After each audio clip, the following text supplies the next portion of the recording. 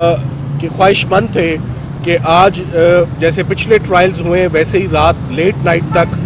5 गवाह नैब ने बुला रखे थे अलकादर ट्रस्ट में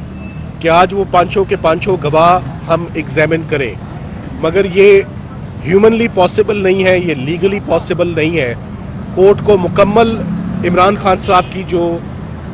डिफेंस टीम है वो लगातार असिस्टेंस हर कोर्ट में देती आ रही है और आज भी हमने वो असिस्टेंस बगैर किसी रुकावट के, बगैर किसी दिक्कत के दी है,